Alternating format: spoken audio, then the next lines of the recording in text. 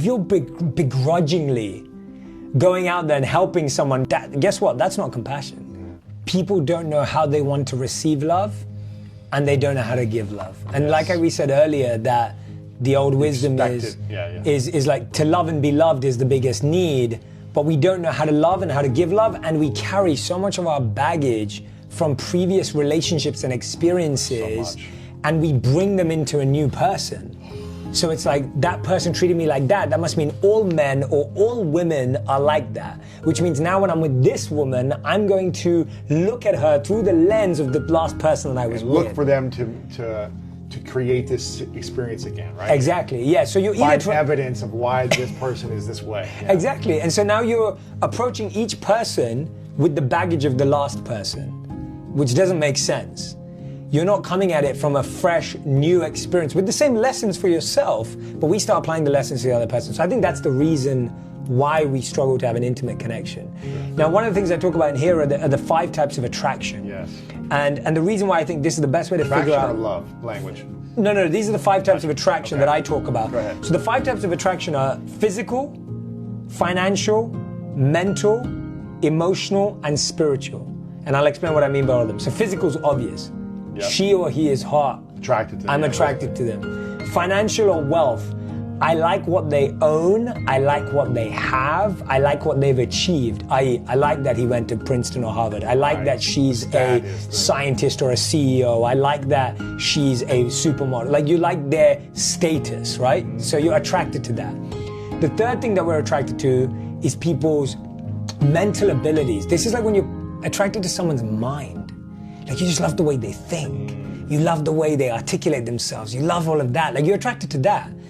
The fourth is the emotional. This is when you're attracted to someone's emotional intelligence. You're like, oh, they're very caring. They're compassionate. They're supportive. They have these good traits. And the fifth and final one is spiritual, where you're like, you're connected to that person's values on a very deep level, like what they really live by. Now, notice the first 3, I equate them to chemistry. And the last 2 I equate to compatibility. So the first 3 are chemistry, and most of us get involved in a relationship based on the first 3.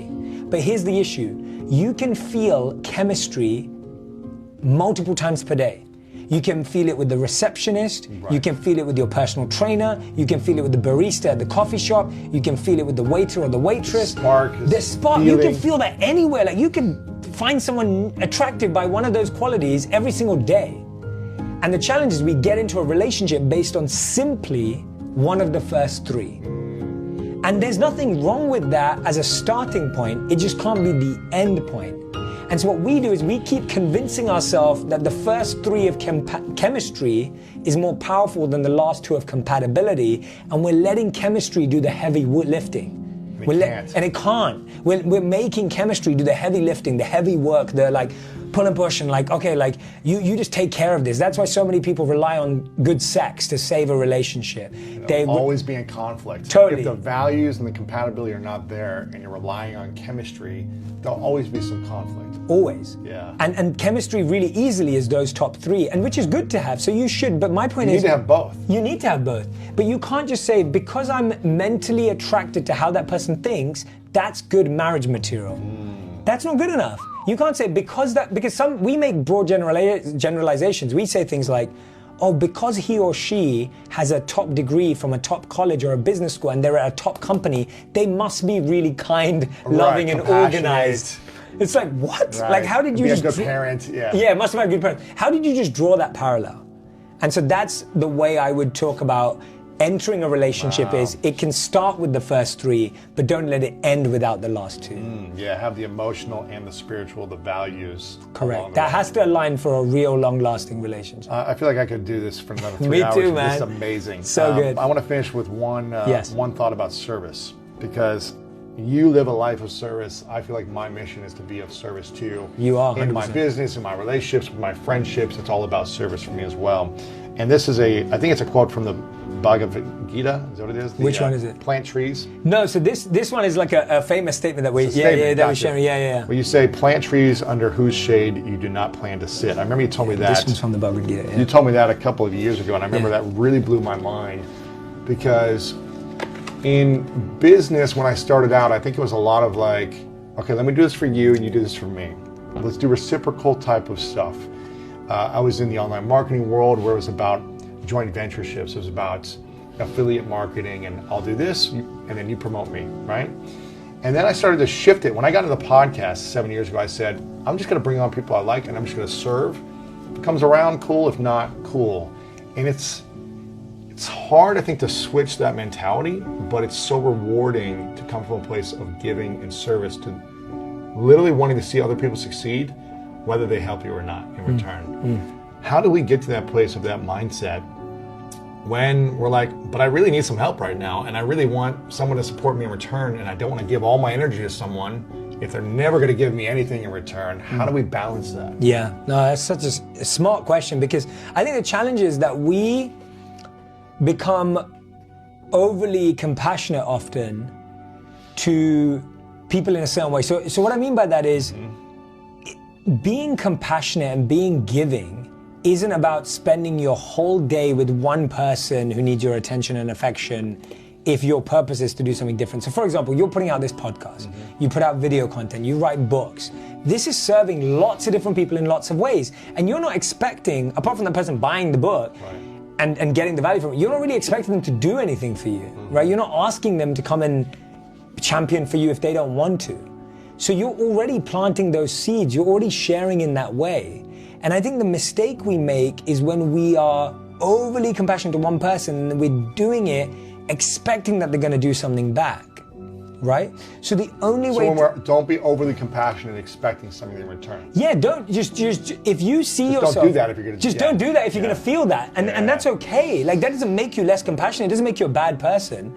Like, if I don't want to, and I have rules about, there are some people in my life that I don't ask for favors, because I don't ever want to be in a position where I'm having to ask them, because not that they wouldn't do it or whatever, I just don't want to do that. It's just not who I am. And it's like, but that's fine. And there are certain people in my life that I won't give to because I know they're going to keep asking for stuff.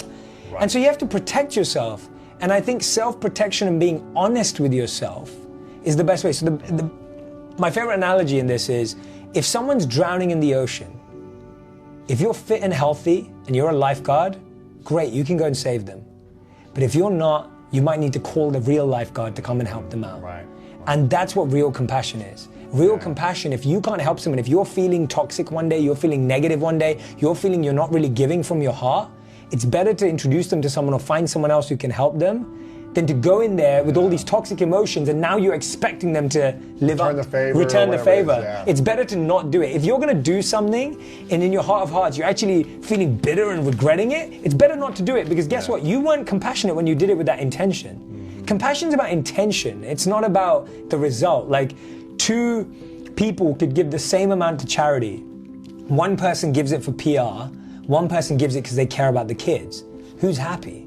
The person who gave it for the kids. Right. Both people's money had the same impact, but the intention is what defined what happened. So if you're begrudgingly going out there and helping someone, and in your heart of hearts you're like, oh, I can't believe they asked me, who are they? Like, I don't even like them, like, they never helped me, and then you help them, guess what? That's not compassion. Protect yourself, deal with it. Deal with that toxic emotion. So I don't help people that when I feel like that. And I give myself that space. You just say no, or no, yeah, I just say no. Yeah, I can't. Well, I'll be honest with them. I'll say, honest in the best way that you can. I don't think I can support you on this because I don't feel right about it. Or it doesn't make sense to me, or whatever it is. Like, it's not the right fit. And I think that's actually stopping yourself from being a people pleaser. Yes. Because we actually are not compassionate. We're just people pleasers. We actually just want people to think we're like magnanimous and amazing, so we'll go to everything to support everyone. But it's like, we're resentful people pleasers. Exactly. We please, and then we're resentful that we had. Exactly. Didn't get what we wanted. And then now we want to make them feel guilty for not doing it back. So I make a conscious effort to support the people I love, to make an effort with the people I love and do more there, and that's fine. Your compassion you don't have to be this overarching person who's like doing it for everyone. Like, that's part of the journey. It's going to take time to get there. Of course.